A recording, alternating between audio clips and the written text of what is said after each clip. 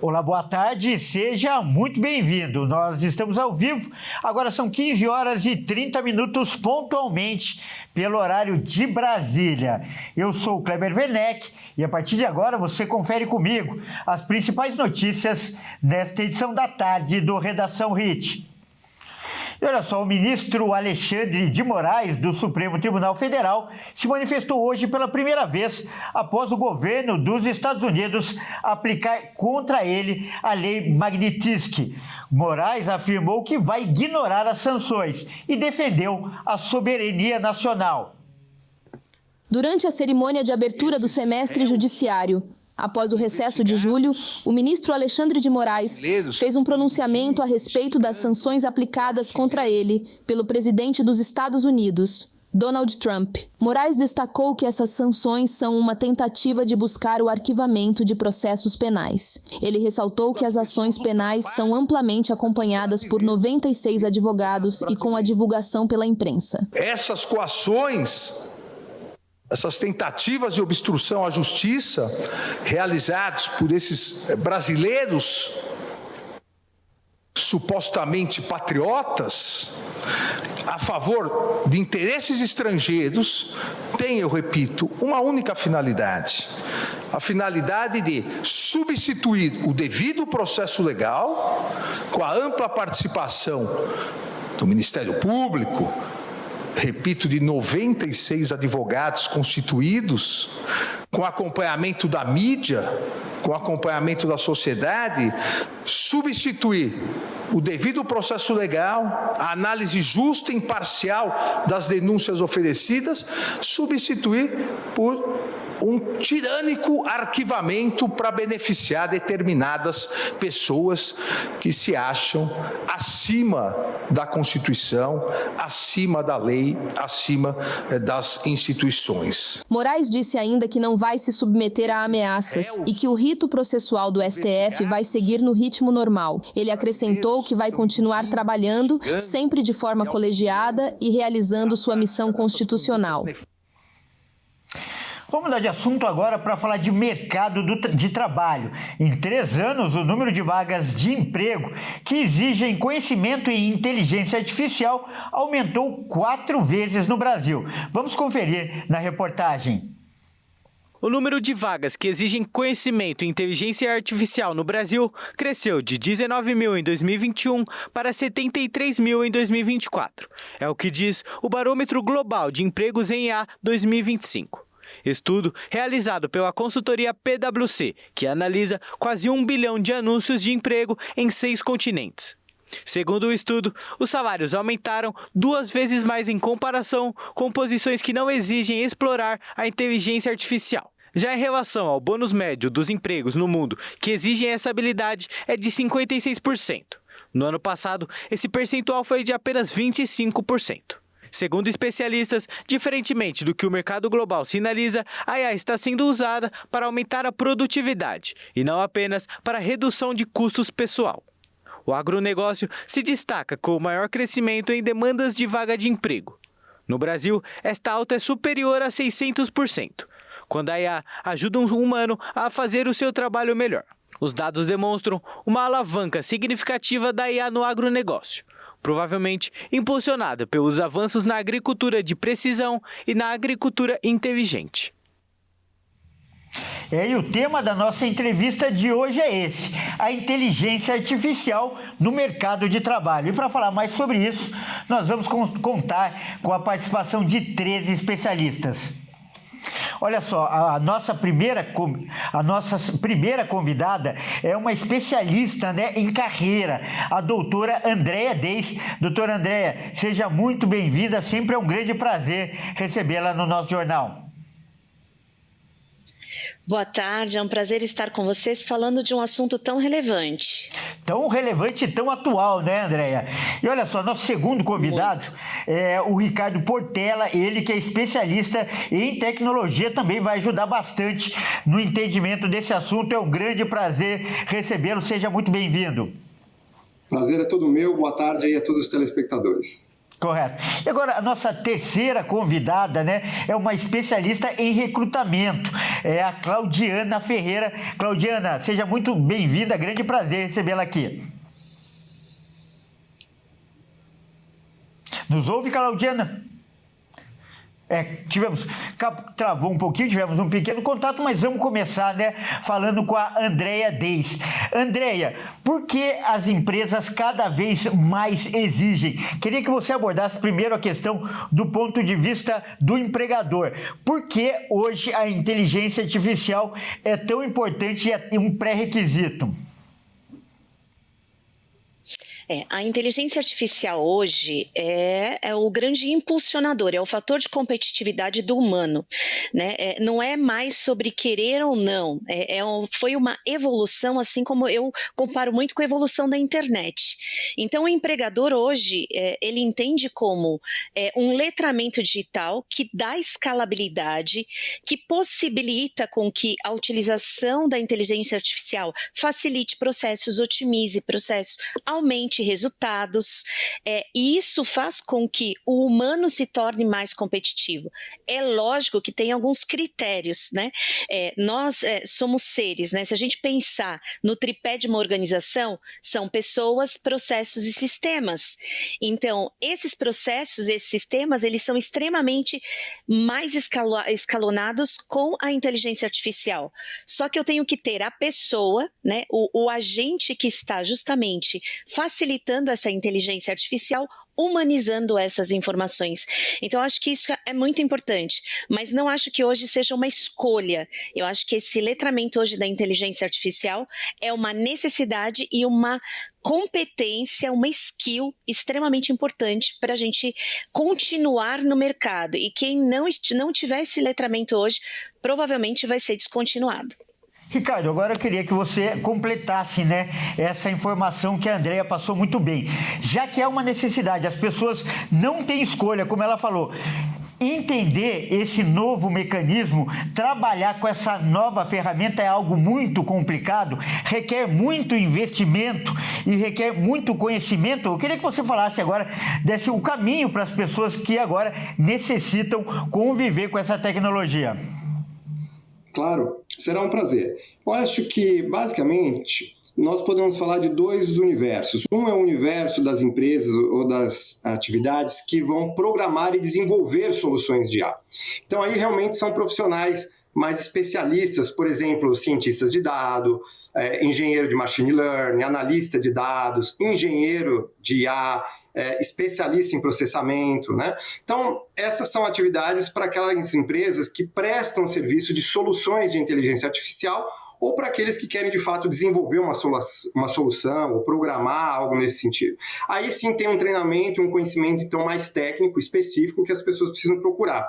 Mas existe um outro lado da moeda, que também e aqueles usuários que vão ser aqueles profissionais que serão usuários das ferramentas de IA. Será que também não cabe uma capacitação desses? Porque tem aqueles profissionais que gostam de programação, de programar e desenvolver soluções, mas a questão é, cada vez mais nós temos aplicações de IA nas empresas e a pergunta é quem está habilitado para usar essas aplicações?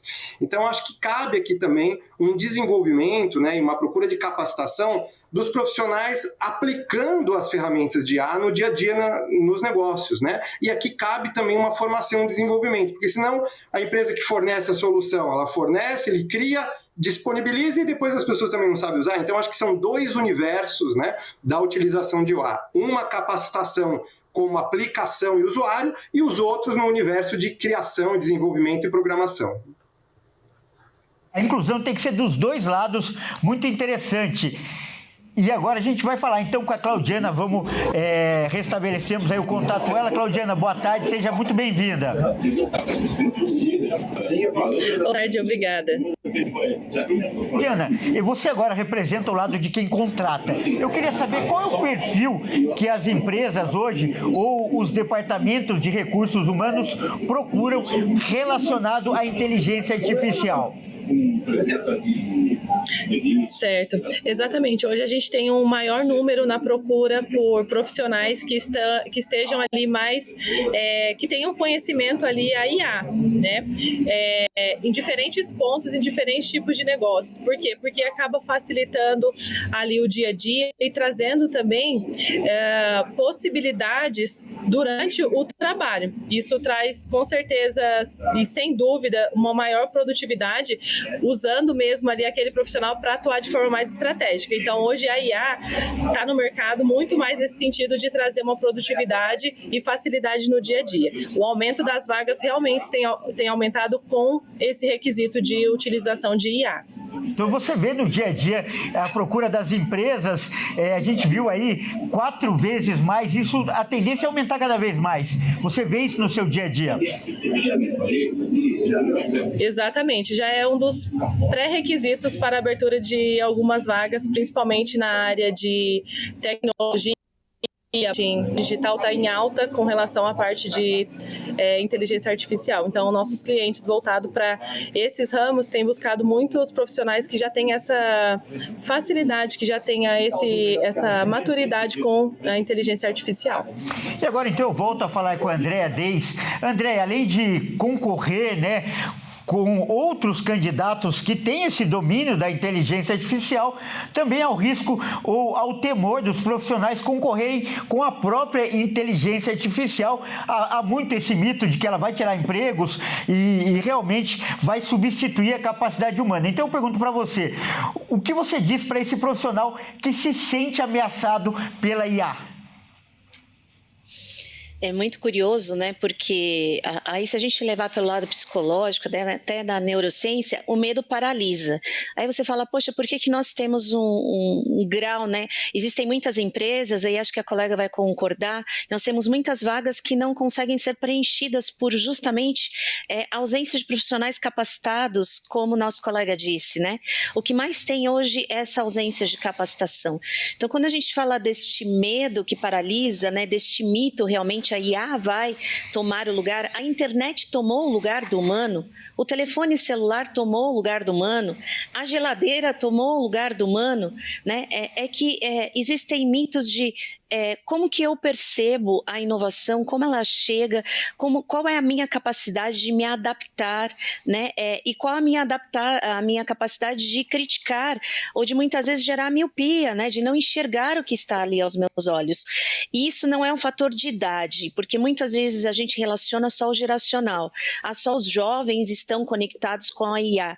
Não é só sobre a idade, é sobre o interesse, é sobre a vontade de você ir buscar a sua capacitação, principalmente quando a gente fala, nem todos vão ter o talento para serem desenvolvedores, mas todos podem conseguir ter uma aplicação extremamente eficiente com a IA. E isso da medicina a qualquer outra área. Por exemplo, né, o nosso colega estava falando das aplicações. Quem sabe desenvolver um bom prompt? Como que eu utilizo? Como que eu sei se o que a IA está me respondendo é real ou não é? Eu também sou professora, sou psicóloga e por vezes vem para as mãos da gente um texto, um autor, ou uma resposta que a gente fala, nossa, mas me parece que isso está muito estranho. De onde você tirou essa informação? E aí a pessoa olha assim para você com aquela cara de espanto, né? E diz assim, ué, mas você não sabe sobre isso? Eu falo, não, sabe que não? Você pode me dizer? E aí ele vai, muitas vezes numa dessas bases de busca, e aí eu falo, mas pergunta de novo, refaz o seu prompt, pergunta para a IA se isso realmente existe. Aí ele vai lá e ele diz, me desculpe, isso só foi um exemplo. Então você precisa saber fazer um prompt também, você precisa ter basicamente o mínimo de conhecimento para validar, para dizer para vocês que o ser humano é um ser bio, psico, social e espiritual. A IA é tecnologia, são algoritmos que são alimentados para te facilitar a vida. Ela te ampara, ela é um instrumento. Então, na minha opinião, ela não vai ocupar o lugar do mundo, assim como o celular não ocupou, assim como a internet não ocupou, assim como a geladeira não ocupou. Nós não precisamos ter medo, a gente precisa se aproximar e entender ela como um fator facilitador, mas se aproximar com competência e responsabilidade. e não achar que sabe usar e aí realmente trazer muito mais caos para as empresas do que soluções.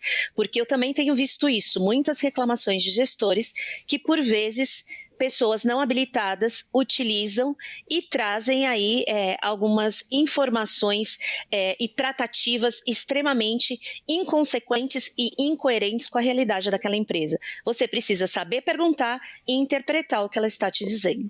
Legal, muito legal a resposta da Andréia, acima de tudo, mais que profissional, filosófica aí, colocando o papel também da pessoa em relação à inteligência artificial e às tecnologias. Agora eu pergunto para o Ricardo, então. Ricardo, qual é o grande diferencial da inteligência artificial? O que faz essa tecnologia ter tanto sucesso? A gente viu na resposta da Claudiana, por exemplo, que em um primeiro momento ela era utilizada para baratear custos, substituir até o trabalho humano, mas agora ela também vem ganhando espaço como processador, né? Como processador de materiais, de serviços, enfim, na criação também. Qual é a sua avaliação da vocação da inteligência artificial? Olha, Kleber, as aplicações realmente são inúmeras, né? As mais tradicionais realmente tem a função de automatizar processos, né? Então você tem realmente um grande ganho de escala em grandes trabalhos manuais, vamos dizer assim, repetitivos, onde você pode colocar então uma IA para substituir esse trabalho manual e repetitivo por um IA. Né? Você tem aplicações, por exemplo, justamente num segmento que nós atuamos bastante, que é de atendimento, de Customer Experience, onde você tem, por exemplo, monitoria de qualidade, né? Aquelas monitorias de chamadas, né? Onde tradicionalmente elas eram feitas por humanos, onde para você fazer uma monitoria, um humano ficava ali pegando por amostragem uma ligação e validando se a qualidade dela estava boa ou não. Hoje, com o processo de IA, você consegue substituir todo esse processo humano. Em vez de fazer uma monitoria de atendimento de qualidade por amostragem, você consegue fazer ela em 100% das ligações, com a IA, por exemplo, monitorando tudo que é falado e respondido e batendo toda a pauta de qualidade, checando se realmente está de acordo ou não com o esperado. Então, por exemplo, essa é uma aplicação que visa uma automação, né, de um trabalho mais manual, assim. Então, a primeira aplicação que você consegue ter é a escalabilidade, né? Porém, realmente, grande parte do sucesso aí da inteligência artificial, que não é nova, né? Se você parar para pensar, por exemplo, o GPS que você usa no seu carro tem uma inteligência ali, né? Ele vai lá, você pede um endereço, ele faz um mapa e te disponibiliza. E aí você, então, vai seguindo aquele caminho que foi disponibilizado. As aplicações hoje, você tem diversos segmentos, né? Você tem, por exemplo, hoje aplicações no mercado financeiro para análise de crédito, prevenção a fraudes, recomendação de produtos. Você tem hoje aplicações em saúde, biotecnologia, em termos de diagnóstico assistido, análise preditiva de exames. Você tem aplicações no varejo, né? Com recomendações de produtos, precificação, no agronegócio, né? Como vocês comentaram aqui, justamente para previsão de clima, produtividade. Você tem aplicações na indústria, né? Em manutenções preditivas, em robótica, em automação de processos. E, obviamente, temos aqui em tecnologia e startups, produtos baseados em assistentes virtuais, geração de conteúdo. Temos em educação e edtechs, por exemplo, temos tutores inteligentes, personalização de trilhas de aprendizados. Eu acho que, assim, a grande questão de maneira geral, automatiza e facilita a disponibilidade da informação, né? Essa é a função da IA. E pegando o gancho do que a nossa colega falou, acho que então, posto isso, o grande ponto onde que o ser humano entra nessa história é que já que a ferramenta está disponível e vai facilitar, como a calculadora, por exemplo. Se você tem uma calculadora, você poderia fazer a conta de cabeça? Faz, mas você vai lá com a calculadora e faz a calculadora, que é mais fácil. E aí, qual ficou a função para o ser humano? A criticidade, a análise crítica e o critério em cima da informação e o manuseio da informação que é utilizado. Eu acho que, de maneira geral, antigamente se pecava pela falta de informação, hoje se peca pelo excesso de informação. Então, hoje, a competência necessária é justamente essa análise crítica, é saber ter critério e espírito de análise para poder utilizar todo esse ferramental e essa informação em prol do objetivo que se deseja na empresa ou na vida pessoal. É um pouco disso. Muito legal, muito didática também essa resposta. E agora eu pergunto, né, com todo esse esforço também deve ter uma recompensa. E eu pergunto para a Claudiana, os salários, todo mundo quer saber essa resposta, pagos nos postos que exigem inteligência artificial também são melhores? Quem domina essa tecnologia ganha mais no final das contas? Com certeza, assim como outros diferenciais que os profissionais acabam tendo de acordo com a área, de acordo com a especialização. Mas os dados já nos trazem que o aumento dos salários tem ali em torno de 56% de salários com relação ao uso da inteligência artificial, aquele profissional que está pronto, que tem utilizado e que tem prática ali no dia a dia. E com certeza eu concordo com o que os colegas aqui pontuaram, né? Sempre precisará ter uma pessoa ali para fazer análise, para entender se realmente faz sentido aquilo que a IA devolveu como resposta, né? E que sim, a demanda continua crescendo em busca de profissionais que estejam qualificados, que estejam antenados, porque é o que nós estamos vivendo atualmente. Não tem para onde fugir. Então, qual que é a estratégia? Estudar, se aprimorar, conhecer cada vez mais, para você se tornar um profissional cada vez mais desejado pelo mercado de trabalho. Olha, e mais uma vez, né, quero agradecer a participação dos nossos 3 convidados aqui nessa verdadeira aula de inteligência artificial que ajuda muito o nosso telespectador. Primeiro, a recrutadora de RH, né, e também a especialista, a doutora Andréa Deis. Andréa, muito obrigada pela sua participação. O Ricardo Portela, que também deu uma aula, falou aqui, e a Claudiana também, que, como eu disse, é recrutadora de RH. Muito obrigado aos 3 e até uma próxima oportunidade. Bom, vamos mudar de assunto agora e fazer aquele giro pelo país com os nossos repórteres. Vamos saber o que é notícia nesta sexta-feira. Olha aí, já que a gente falou de sexta-feira, né? Vamos dar uma dica boa para você que nos assiste. Depois de 20 anos fechado, o Simba Safari reabriu aqui em São Paulo. O local é inspirado nos safaris da África. E o visitante, né, pode ver os animais soltos. Mas quem vai contar essa história, ele está lá, vai aparecer aqui no nosso telão, é o Ismael Nascimento, seja bem-vindo. Conta pra gente aí, mostra um pouco do Simba Safari, seja bem-vindo. Obrigado, Kleber. Uma boa tarde para você, uma boa tarde também para quem está acompanhando o jornal. Com certeza, aqui, ó, eu estou num lugar aqui, você de fundo pode ver aqui tem um leão, o tigre. Logo mais o nosso câmera cinegrafista vai mostrar para você, o Marcelo, para que você possa acompanhar as imagens, né? Mas antes disso, Kleber, tem algumas curiosidades para compartilhar com você aí de casa, né? Porque, olha, esse Simba Safari demorou 20 anos para voltar ativa. Hoje aqui está um dia muito bonito, um sol maravilhoso, muitas famílias. Tem uma cena legal que eu achei bem interessante. Estavam os avós com seus netinhos para conhecer aqui o espaço. Olha, é um espaço muito bonito, vale a pena você visitar. Quais são as curiosidades? Foram investidos 50 milhões de reais no Simba Safari. Aqui tem 300 animais, mais de 40 espécies. Mas eu falei demais. Quem vai conversar sobre esse assunto com a gente é a coordenadora, né, educacional do Simba Safari, Thaís Isidoro. Thaís, muito obrigado por nos receber aqui. Imagina, a gente que agradece vocês terem vindo ver a experiência. Ah, que bom, isso mesmo. Isadora, Thaís, compartilha com a gente, Thaís. Esses animais que estão aqui, são 300 animais, eles vêm da onde? Tem várias formas dos animais chegarem até a gente, né? Tem animais que vêm de resgates ou apreensões, então eles não têm condições de sobreviverem sozinhos na natureza. Tem animais que já são nascidos, né, no próprio Simba, no zoológico, e tem animais que vêm de transferência, principalmente por meio de programas de conservação. Ah, perfeito. Uma das propostas desse espaço é valorizar a biodiversidade mundial. Fala um pouco dessa proposta. Isso, a ideia é que o visitante aqui ele se sinta imerso no ambiente dos animais e que ele conheça as espécies de todas as partes do mundo. Então a gente tem representantes da África, do Brasil, Europa, Ásia, de todos os lugares para conhecerem. Que interessante. Agora, Marcelo, só para também compartilhar dentro de casa, a gente vai falar um pouco sobre as mudanças que teve aqui, as reformas, que isso também é muito interessante, muito importante, né? Antigamente, o Marcelo até compartilhou com a gente, nosso cinegrafista, podia vir de carro para cá, fazer a visita. Isso mudou. Thaís, fala um pouco dessas mudanças para quem está em casa.